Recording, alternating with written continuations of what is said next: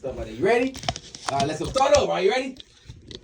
What's up? What's up? It's your boy Kingpin. Definitely got you locked all the way in, man. We here at Oak 93.5, man. Listen here, we got another viral guy in the building with us, man. Big Carolina 252, man. He with us right now in the studio, man. So let's talk about all the other viral situations that's around your name right now, man. So I've been seeing some stuff going on with Yungeen Ace and BRICC Baby, and people saying that he can't come to the Carolinas. He was saying that he can't come to Atlanta, and he needed and Big Cat. I was like, whoa, big what now? Hold on. It must be two of them, because I know that he was talking about you, but I know I don't like to be. I like clarity. So do you even know BRICC Baby? Nah, I met BRICC Baby after I initially called him out for bringing North Carolina to the beef hood. You know what I'm saying? So once he said Yungeen Ace can't come to North Carolina, I personally helped with the booking of Yungeen Ace when he came out here for the Kicks Fest in 2021. I was on the promotional team of it. So it's bro, that's obviously a lie because he already come down here. And then it was more the energy where when you say a whole state, I done seen these boys act up for less. So now you putting that energy on them for violent stuff. They're going to react and they're going to expect you to respond and show them that same love for that violent stuff. So once they get to acting up in your name, they going to want that same buzz of you mentioning them. And that's nah, because with that whole incident, shout out my boy DJ Hussein out there in Fayetteville. He had it set up there. He wanted me to come and meet Yungeen Ace in Fayetteville to do a comedy skit. So he yo, just come meet him. We got an event going on. So once I see the drama going on, and I'm seeing people online forget Yungeen Ace, he can't come to North Carolina. Then I'm seeing people saying forget BRICC Baby. I'm bro, I guess I'm staying in the house for the weekend. I ain't finna be caught out to the show. Listen, me neither. I was gonna be messy and just pull up at the show, but I decided not to because your life I value my life. Yeah, I value my life, and I just know that I as a person that calls himself a senator, and I don't want trouble in North Carolina. Now people hey man, do that. We used to beef between Knightdale and Raleigh or Durham and Raleigh. It's look, y'all can come tear something up. We're not gonna tear up our neighborhood. Tear it up, they stuff. So I didn't like the way that they was putting so much pressure on. Why you even say North Carolina, bro? What do we gotta do with it? You said that I didn't like the pressure from, okay, I explained to him through DM and through talking. Where I'm bro, you from the most powerful gangster state known to the world. LA, where all this stuff started. So once you putting that pressure on us to follow up on gangster stuff, it's gonna be a lot of people falling in crossfire. And me being somebody that book a lot of artists and work with a lot of artists, I could easily be out with one of these boys, and now I'm caught, or now my boy DJ Hussein caught, or my boy Kingpin caught in the crossfire. You very visible and stuff, and they out there touring, and you out here dealing with the and I got to help clean up the blood from this. So it was more the instance, and he broke it down to me on the instance where I can understand him. He was bro, I get what you saying, but I'm talking about a particular crowd. I ain't got to say nothing. Y'all know, you know what I'm saying? I'm talking about. He when I mention the people in North Carolina, I'm talking about a particular crowd. So maybe it should have been a little more clarification on what I was talking about. So it was kind of I get what you saying, but I'm talking about this group of people. So once we got to understand, I was all right, you know what? And he actually, he proved me wrong because he bro, you said I don't support North Carolina artists. And he named some big North Carolina artists. I don't remember all, but I know for sure he named Clap Curry from the 252. I know for sure he named Superstar Tay. My bad. I keep saying it wrong. He named Superstar Tay, and then he also named Glock Boy LA. He named a couple others, but I was and all them from where I'm from. So I'm dang, you know what? So bro, okay. The same way how I open my mouth to call you out, I'm gonna be the senator to say I was wrong. You know what I'm saying? I count myself as somebody big figure too. So if I'm out here moving off emotion instead of what's right or wrong, how I expect the state to grow in a situation like this? Right. Yeah, because you definitely got the eyes on this state as a whole, especially the 252. Yeah. And I work with a lot of 252 artists like Big Blanco and other people out there. You know, Schmike Shmeen, the whole crew of people out there in the 252. Actually, I did a event called 1171. I saw that when you had 919 and 252. Yeah, I got that clothing brand on the way. I'm glad you said that. I got the 1171 clothing brand. See, that's what I'm saying. See, I started it. I had it first, man. I told you I wanted to bring together the 919 and the 252, bro. Two great minds think alike. Yeah, real talk. That's what I said. Look, we got to name it that because the 919 and the 252, instead of being some division and collision, let's go ahead and put this together. I'm gonna show you the logo. I need to get a shirt, man. I need to get a shirt, a tank top, something, man. A Band-Aid. You know, I need to be a merch person. and stuff. Because I do always see you grinding. Okay. 11 collection. That's 11. 1171. You know what I'm saying? That's what's up. 11 collection. That's what's going on. Guys on the way. So can we show a little? Oh yeah. A little sneak peek of that, man, right there for you. Some t-shirts and some hats and stuff like that. You gotta have the thongs. You gotta have I know you gotta have the little boy shorts for the girls and the little hoochie daddy shorts. You know what I'm saying? God. You know, real talk. That's always great, man. When I seen the whole drama tied to your name, I didn't really know if it was gang affiliated or not. I was like, bro, what is he even talking about? Yeah. BRICC Baby's a gangster, like with some gang stuff. I said, bro, you have more of a positive image, more of a, like, you know what I'm saying, party vibe, like, you know, more of a comedic, you know, viral type of tone. I didn't even think that you would indulge. Like, bro, hold on. Nah, see, look, and let me clarify that too. Like, with us being in the state to where we pick up on a lot of the antics of the media slower, that's why a lot of the big artists come here and collect their bags, because you can do certain fake it till you make it schemes out here in the area where people don't know no better and just walk away with all the money. Right. So with them knowing we're an area we capitalize on, like, I just want everybody to know, don't get caught up in the first thing you see on the internet. If you really care about it, do your research. If you don't, just share it, do what you're gonna do. I can't stop you from being lost in the middle of some drama. But if you really want to know the insight, always do your research on what you got going on. Never just go with the first thing you see. So saying that to say, when we was on the phone, I let him know. I'm like, bro, Yungeen Ace gonna move out here. Matter of fact, he out here right now. He gonna do exactly what he need to do out here. Like, Yungeen Ace has never been shy in the North Carolina area. And he let it be known on some stuff where he like, I ain't really got no problems with him. I was just speaking on what I feel like my team would do when it come down to like riding on people against me. So he actually said, like, bro, I don't want no bloodshed or nothing crazy to go down, but I was just speaking on what I could do or what I can do. Right. Now with me, everybody expected me to be like, oh, talk down on this man, where it's like, bro, we two grown men. I came off on him crazy. He didn't even know who I was. Right. So when he respond back and he telling me, forget Yungeen Ace, with me and Big Carolina, you was wrong on this part, I was wrong on this part, let's correct it. So in the midst of that, I'm like, well, look, I need you to like kind of show some love to some of these artists then if you really rock with them. But on the flip side, when the Yungeen Ace situation, he kind of like, yo, I ain't got no problems with that man, I don't want nothing to go down. So when Yungeen Ace performed and he say like, yo, I heard I couldn't come to North Carolina, or the statement he made like that, BRICC Baby, the story, when he had the red shirt on, he tagged me in it. So it was actually a story before it was a post. So he tagged me in it saying, ask Big Carolina. So when he was talking about ask Big Carolina, it wasn't about the location. It was about the fact of, yo, I told him I didn't want no violence in this state.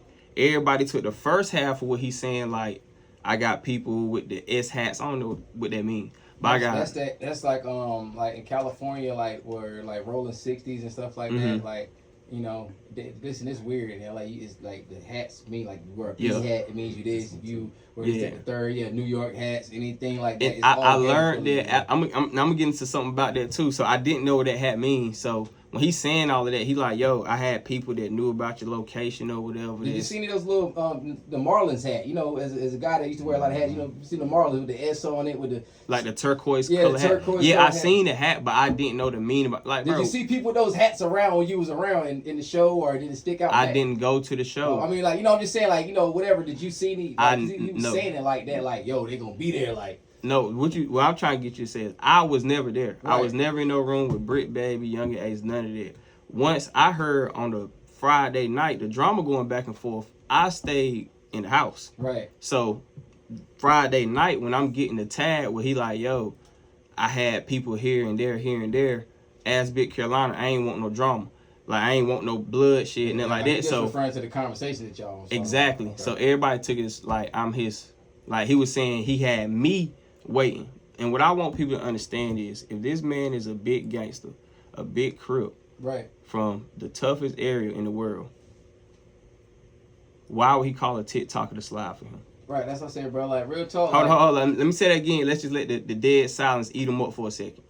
If he got the biggest gang in the world behind him, why would he call a TikToker to slide for him? I mean, that's why. You know what I'm saying? That's why we had to get you here, because it did make any sense.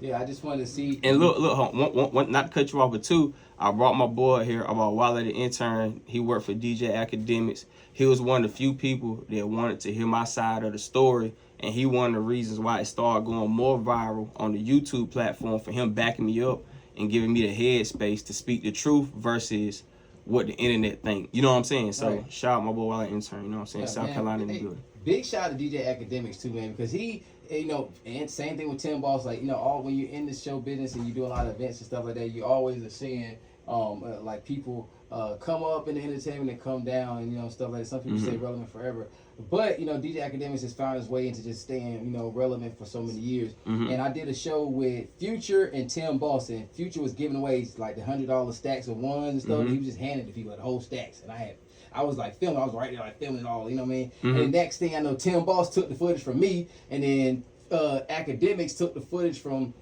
Tim Boss. Yeah. And, he's like, and the post was like Future giving away stacks of cash, and I was like, dang man. Shout out to the Academy. Yeah, that right there made me want to just start putting logos and watermarks on all my stuff, because it's like, dang, I didn't really care about the content about it, but this whole game now is about credit and stuff like that. So if you have your content creator, make sure you watermark your stuff, because you never know who's watching, that's kind of stuff I say North Carolina, like some of the people kind of lack into, where we some of the most talented people ever, Right. but we got to be more hip to the content world and how they'll lie, how they'll twist a story for themselves, because you don't know where these people living at or how they living. So if it means lie to get me 1 million views so I can pay for my bills this month, they gonna do it. Yeah. You know what I'm saying? So it's the fact of being more hip to what's the BS and what's not. And I just feel like in a part like this, I got a lot of love for what I said, like how I took up for North Carolina, but I also got a lot of like negative feedback where it was like I wouldn't have went about it that way. I would have said this or that about BRICC Baby. I would have said this or that about Yungeen Ace. When it's like, why do that when both of these guys come from states where they don't need us? Right. Instead of like making it make sense and bridging this gap, so we now have a staple that if we need to link with some Florida people, we can. If we need to go to California, it's already a good face card out here for us for, you know what I'm saying, just trying to push a positive image. But, I've been doing this viral stuff about 15 years now, so I know how to move with it. Right. Versus just people that's been here today, going tonight, how they feel like, let me capitalize on this one moment and do the most craziest stuff because it might be my only time being seen, versus I done went up and fell off. I'd have been broke, homeless behind this plenty of times. So I just know what come along with it. Yeah, it is tough to be a content creator because it's always a new wave, it's new people, new equipment. You have to keep up with the editing software. You spend a whole bunch of time behind the phone. It's depressing when you live for others, because I definitely lived for others for like 25 plus years. So when Big Carolina was medium Carolina, I was already touring and doing stuff, and it drains you. So that's why I said, even when I met him at the Hill of the Hood like a couple of years ago, it was just good to see him there. And my baby mom put me on to him. Like, I ain't gonna cap. Like, my baby mom was like, yo, shout this is out Miss Kingpin. Yeah, that's what's up, man. She was like, yo, it's this guy, man. He's doing it big for Carolina, and his name is Big Carolina 252. And you remind me of him because y'all both is like just stand up guys. Like, y'all both is doing the content creation. And I think you should just get into him. I was like, man, let me just see this dude, man. And normally, like, when your baby mom trying to put you on to another guy, so you like, it's not even that funny, bro. He's not even really like, come on, this cornball, like, you was lame, like, but he was actually funny. It was actually like, it's like the skits was funny. It's like, bro, it's so nonchalant. Like, even if you see him, if you were to see him slide for BRICC Baby, you'd be like this. It's like, bro, wake up, bro, chill. You don't never get mad. I couldn't even see you being mad, bro. Like, bro, he's so, like, he's like the Omarion of comedy. He's like, yes. Talking about my mother, right? And that's how you feel?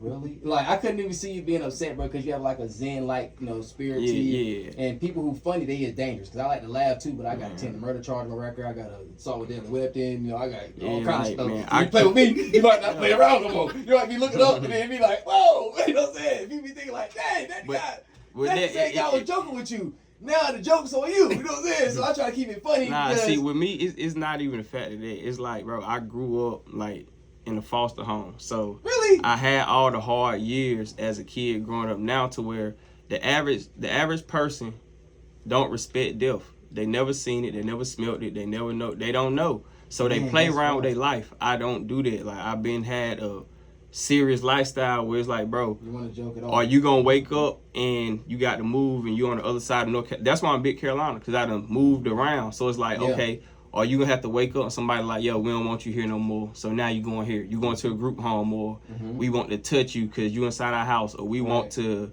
have you doing slave work because, you know what I'm saying, we just got you here for the fact of bills. I would never guess that, man. Listen, as a somebody, the girl song that we just played over that Cammy got bars. She came up in foster homes and stuff like that. Shout out Cammy, that's my dog. Shout out 910. Yeah, that's why I just saw you posted. That's why I said that's why I played the song. Cause I do pay attention to your page and stuff like that. I do follow your movement and I respect what you're doing. And I was just saying like, dang, you know what?